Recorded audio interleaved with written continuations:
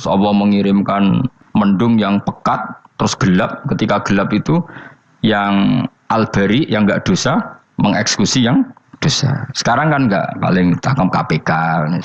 Berarti penjara mulai suka, sisa korupsi jaga. Jadi penak lah pokoknya zaman akhir itu penak. Pemenang saya KPK ini mulai disoal, jadi aman lah. Sebuah sing bener di aja nih ya sing bener ya pangeran. Misalnya rasa KPK lah nak takwa ya rasa korupsi. Kalau KPK dilemahkan nanti yang korupsi marah. Lah masih orang KPK lah nak di pangeran kan ya aman karena korupsi.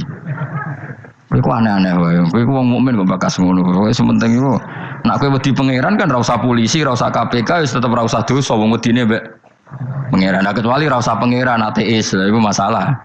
Ya, tapi kan omongan ini gak populer, padahal bener. Nah, aneh. Jadi karep pemilu ini terbebas korupsi, nak ono KPK, urip makmur, nak ono menteri kemakmuran. Pokoknya kuwabe kowe mbok gantungno pejabat negara. Mengane tau hitam jeblok, sak jeblok-jebloke. Misalnya rasa sejahtera, saya menteri sosial harusnya gini-gini. Ngono korupsi salah KPK. Ngono ono ra keamanan salah polisi. Senengane nyalahno wong. Gue sekali-kali nganggo tauhid. Nah ono adab iku mergo dosa yang sudah kelewat. Ya tapi kan gak mungkin ngomong bernegara gitu. Tapi atas nama iman bahasa kita seperti itu. Kalau atas nama bernegara emang kita butuh polisi, butuh tentara, butuh KPK. Tapi atas nama iman ya tadi kalau kita diberi sanksi Allah itu rata-rata dari bima qaddamat yadaka itu pasti ada salah yang pernah Anda lakukan. Ya, tapi sudahlah ini zaman sudah seperti ini. Sanut ya ana umumé wong akeh. Kalau terang nomale masalah hisab ya. Hasibu anfusakum qabla antu hasabu. Kamu menghisaplah diri kamu sebelum kamu dihisap. Misalnya saya sebagai ulama, tentu hisap terberat saya itu kitmanul ilmi, menyembunyikan apa? Ilmu. Karena ilmu kalau disembunyikan tuh bahaya sekali. Bayangkan di alam fisik. Misalnya ada orang berkebutuhan pada kemaksiatan, terus di situ ditulis bar, karaoke misalnya. Orang bisa ke sana karena ada tulisannya, ada WA-nya, ada alamatnya. Kemudian ketika Anda bisa Fathul Qorib, tidak ada tulisannya. Harusnya Anda juga nulis ahli Fathul Qorib, ahli Fathul Mu'in, nah, atau ahli Jaljalut, tulis saja. Ahli Primbon. Enggak apa-apa, tulis saja. Penerus Ronggo Warsito, tulis saja. Zaman gendeng, nara melok gendeng, rakeduman, tulis saja. Tapi barokahnya tulisan itu kan orang bisa tahu. Makanya kenapa banyak orang sufi yang sudah menyembunyikan diri warnanya nakal-nakal karena dia disalahkan Allah karena menyembunyikan ilmu. Saya itu orang yang senang tertutup kecuali masalah ilmu. Saya mau mengajar terbuka seperti ini. Karena tadi awal dari dikenalinya kemakrufan adalah dimaklumatkan. Awal dari dikenalinya keburukan juga karena dimaklumatkan. Betapa celakanya kalau kemungkaran dimaklumatkan sementara kebenaran tidak dimaklumatkan. Makanya Mbah Mun itu sampai berfatwa, Mbah Mun guru saya itu. Nak ono masjid ra ono menawarane Mbah Mun duka. Masjid kok ora ono menarane, wajib ono. Dulu saya iskal kenapa menara jadi wajib. Tapi setelah saya tambah angan-angan, secara fikih jelas tidak wajib. Tapi coba bayangkan, misalnya ada bar lampunya tinggi, orang dari jauh tahu itu bar, sehingga kalau mau maksiat misalnya ingin ke sana. Sekarang misalnya masjid gak ono menarane, ada orang ingin sholat, ono masjid tahu ora. Tapi baru kayak ada menaranya kan? Tahu. Intinya semua kebaikan itu harus dimanarohkan. Makanya manaroh itu dari kata nur. Dimenarakan. Dari kata nur. Dari kata dicahayakan. Dimaklumatkan. Sehingga mulai dulu lama itu meskipun humul itu menyembunyikan diri.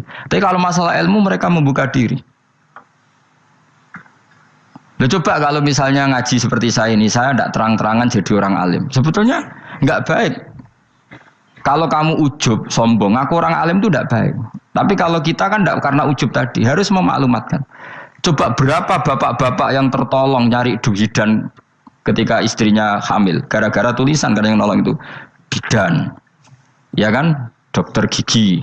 Atau kalau enggak dokter, ya ahli gigi. Ahli gigi itu yang dipasang tanpa medis itu. Tidak kamu menjadi tahu karena apa coba? Tulisan kan. Tapi kenapa kebaikan tidak seperti itu? Harusnya sampean itu tulis saja. Misalnya sampean enggak alim saja, maklar orang alim. Siap menyalurkan ke tempat-tempat orang alim. Coba TKI tenaga kerja itu. Mereka tahu Korea, Hongkong karena tulisan penyalur tenaga kerja. Tulis saja rumah kamu penyalur ke orang alim. Nanti antar kembeduan. Kalau ada orang tanya, maksudnya gimana? Kalau butuh orang alim tak antarkan. Oh ya sudah. Itu kalau se-Indonesia, itu luar biasa. Jadi yang ngajinya dulu Fathul Qorib sampai bab sholat itu saja. Ahli Fathul Qorib sampai bab sholat. Terus saja dalam kurung pemahaman pas-pasan. Lo coba dokter itu kan fair. Kalau ilmunya pas-pasan tulis dokter umum. Kalau dia merasa pinter dokter spesialis. Dan itu menjadi orang tahu. Tulis saya kan ke ahli saraf. Nah, lo buatan guyon itu betul. Makanya saya ini termasuk orang yang menyembunyikan diri. Tapi kalau bab ilmu enggak. Sehingga nyun saya tidak sombong banyak gus-gus alim yang ngaji saya Jamul Jame, ngaji Mahali. Padahal itu kitab tersulit di pondok.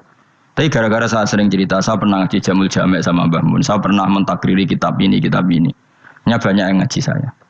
Kalau tanpa itu kan mereka tidak tahu. Ya sama nggak apa-apa kalau menyaingi saya. Tulis saja di rumah kamu ahli Jamul Jame. Barang diparani ahli apa? Ahli jilid. Maksudnya kalau kitab kamu rusak bawa sini. Ya nggak apa-apa. Nah, sehingga syarat utama jadi nabi itu sebetulnya memaklumatkan diri. Ya saya ulang lagi. Pertama nabi jadi nabi syaratnya apa? Memaklumatkan diri. Sehingga pertama beliau jadi nabi naik gunung Sofa, kemudian ya maksara Quraisyin halummu ilayya, wahai orang Quraisy kesini. Terus Nabi mulai manggil satu-satu, ya Bani Abdi Amanaf kesini, ya Bani Fihr kesini. Terus saya ini adalah An-Nadhirul Mubin. Saya sekarang diangkat jadi Nabi. Terus Abu Lahab marah-marah, tabbannaka ya Muhammad alihada jama'tana. Muhammad kamu itu orang sial, kita enak-enakan tidur gara-gara kamu manggil kita datang. Ternyata hanya untuk urusan seperti ini. Makanya terus ada tabbat yada abi labi watab. Tapi yang iman kemudian tanya, Muhammad kalau kamu setelah jadi Nabi misinya apa? Saya diutus Allah untuk kamu menyembah Allah, tidak boleh menyekutukan Allah. Dan Allah memerintahkan kamu afaf itu meninggalkan zina, meninggalkan maling, gini-gini. Coba kalau Nabi tidak memaklumatkan diri, jadi Nabi sekelunak-kelunus, ketemu wong monggo nggih. Ada temu dia nggih. Sing ngerti nak Nabi ku sapa sih? Sehingga orang-orang yang humul, yang menyembunyikan diri itu di bab ulama masalah besar itu. Karena ciri utama dosa adalah kitmanul ilm. Makanya Nabi sidik amanat tabligh fatona. Tabligh itu lawan katanya apa? Kitman. Makanya saya ngaji di mana-mana. Saya di Jakarta ngaji, di sini ngaji, di Pasuruan ngaji. Harus dimaklumatkan ilmu. Dan kalau ada orang tanya ya tak jawab. Saya itu kitab yang paling aneh di pesantren. Misalnya yang mulai aneh lah. Kayak Jamul Jame. Saya sampai sekarang masih ngajar Jamul Jame. Kitab yang aneh. Macane lagi roh judulnya pusing. Jamul Jawame, kumpulane pira-pira kumpulan. Jadi ilmu apa ae ana ning kono. Sing gak ana ilmu dukun, mboten enten. Ilmu carane bodoni ora ana. Ning kono mau carane mlebu swarga tok. Mane potensi kula mlebu swarga itu tinggi sekali. Cara sing model piye duwe. Dadi Dadi cara sing model piye duwe. Dadi cukup banyak napa? Cara. Sampe nek ndek cara sitok ora mesti kula nu gak ada cara kathah. Dadi nek dari cara iki mentok ganti cara iki mentok. Ya terakhir paling gampang ku cara nganggo fadhole pangeran. Iku kena mbok tiru. Pokoke mbok swarga nganggo fadhole pangeran. Masalah utama kita sebetulnya itu. Makanya saya tidak pati cocok sama orang sufi itu. Kebenaran itu harus dimaklumatkan. Sementara orang sufi itu ingin menyembunyikan diri. Itu kalau untuk yang alim itu tidak bagus.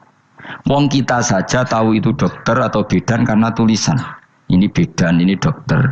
Dan mereka jujur, dokter umum, dokter spesialis. Loh, coba misalnya di kota, kamu tulis saja penyalur kebaikan. Orang yang ingin mondok, pondok pilihannya ada, Sarang ada, Peloso, Lirboyo. Kalau saya ke sana gimana? Saya kenal busnya, tak anter. Keren, juga ada penyalur. Kalau orang bisa tersalurkan ke Korea, ke Korut, ke Jepang karena tulisan, kenapa tidak banyak orang tersalur kebaikan karena tulisan? Enggak orang mau kelunak orang jelas.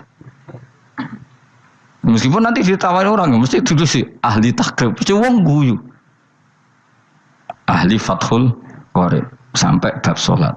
Tulis saja jujur, maaf tapi hanya sampai bab sholat. Tulis saja, ada maafnya barang, maaf tapi sampai bab sholat. Enggak apa-apa. Paling untuk wong sowan, larian modal jenengan 2 tahun. Tapi ini bodohnya mau 3 bulan, mulai ngaji ini untuk bab sholat. Enggak apa-apa. Loh itu dulu memang begitu. Rasulullah zaman Sugeng itu kalau ngajari santrinya itu balighu anni walau ayah, maklumatkan ke kampung kamu meskipun satu ayat.